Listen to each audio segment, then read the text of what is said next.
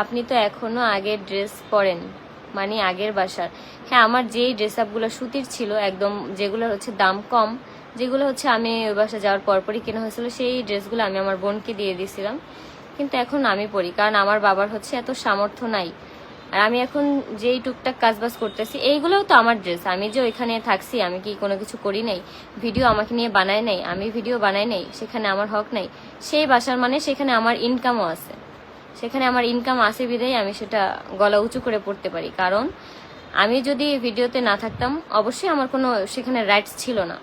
আমি ভিডিও করছি, আমার সেখানে অধিকার আছে, ওইখানে ওই সংসারের প্রতিটা জিনিসের উপর আমার অধিকার আছে, প্রতিটা জিনিসের উপর। কারণ সেখানে আমি তাদের সাথে থেকে থেকে ভিডিও মেক করছি, হয়তো কম আর বেশি, বাট অত কমও না যে আমি অধিকার খাটাতে পারবো না। বাট আমি অধিকার দেখি না, কারণ অত কিছু আমার দরকার নেই। কিন্তু এখনো যারা যারা বলতেছে আমি আগের বাসার কাপড় চোপড় পরি, হ্যাঁ অবশ্যই, কারণ সেখানে আমার অধিকার আছে। আমি সেখানে ভিডিও মেক করছি, যার কারণে সেই ড্রেস আপগুলো পরার আমার অধিকার আছে। এখনো অনেক কিছু রেখে আসছি, সেখানে আমার অধিকার আছে। ড্রেসগুলা এখনো দেয় নাই, পাঠায় না। ড্রেস দিলে হচ্ছে আমাকে মঞ্জুবাজারের ঋণ ক্লিয়ার করতে হবে কিছুটা, তারপর হচ্ছে ড্রেস দিবে। কিন্তু আমার এখন এত সামর্থ্য নাই, যার কারণে আমি দিতে পারছি না। এই যে মেহেদি দেওয়া শেষ, কতটুকু? আপু আমার নামটা নাও আপু, এই যে তোমার নামটা নিয়ে নিছি। আমি হচ্ছে আর কিছুক্ষণের মধ্যে হচ্ছে লাইভটা শেষ করে দিব। জাহিদা ইসলাম, কি লেখছো তুমি? হয়তো কমেন্ট ভালোভাবে লিখলে লেখো, আর না লিখলে তো। কেন ডিভোর্সের পর্যায়ে গেলে? আমার সংসারটা আপু করার মতন না, যার কারণে হচ্ছে ওই দিক থেকেও যদি ডিভোর্স না আসতো, তাহলে আমি হয়তো এখান থেকে দিতাম।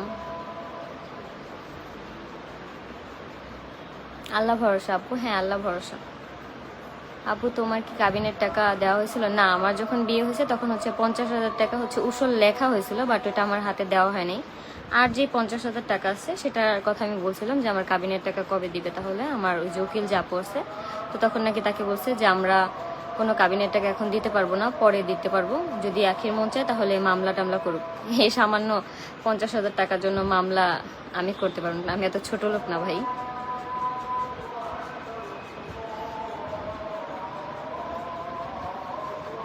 সামান্য ছেলের খরচের জন্য এই 3,000 টাকা দিবে, এর বেশি নাকি সামর্থ্য নাই। এই 3,000 টাকাও নিলাম না, কারণ আল্লাহ আমাকে যতটুকু সামর্থ্য দিছে, যেমন দিছে আমি ঠিক ওইভাবেই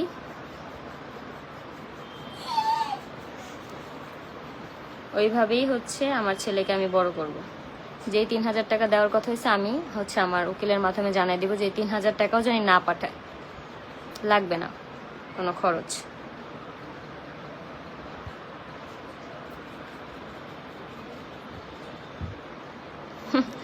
ইশরাত জাহান, এবার বুঝে নাও সবকিছু। তোমার প্রতি অনেক ভালোবাসা। থ্যাংক ইউ আপু, দোয়া করো। তোমার কি ডিভোর্স হয়ে গেছে? আমি এখনো ডিভোর্স পেপার হাতে পাইনি, বাট ওই বাসা থেকে বলা হয়েছে যে ডিভোর্স নাকি আমাকে দেওয়া হয়ে গেছে। ওরকম মানুষের সাথে থাকার চেয়ে একা থাকা অনেক ভালো, অনেক ভালো, অনেক ভালো, আলহামদুলিল্লাহ। এত দেখানো লোক দেখানো হচ্ছে সুখের চেয়ে অফ ক্যামেরায় সুখে থাকা অনেক অনেক শান্তির। আপু আমার কমেন্ট পড়ো। এই যে আপু তোমার কমেন্ট পড়ে ফেলছি। আল্লাহ আয়েশের জন্য হলেও তোমার অ্যাডজাস্ট করেনি তো। আপু কপালে না থাকলে কোনো কিছু হয় না, তার থেকে বড় হলো মানসিক শান্তি। যেখানে হচ্ছে মানসিক শান্তিই মিলবে না, সেখানে তুমি চাইলেও কোনো কিছু করতে পারবে না। হ্যাঁ, আমি মানে আয়েশের জন্য থাকতাম বা অন্য কিছু, কিন্তু আমার তো অবস্থা খারাপ হয়ে যাচ্ছিল, আমি তো মেন্টালি ভাবে একদম সিক হয়ে যেতেছিলাম।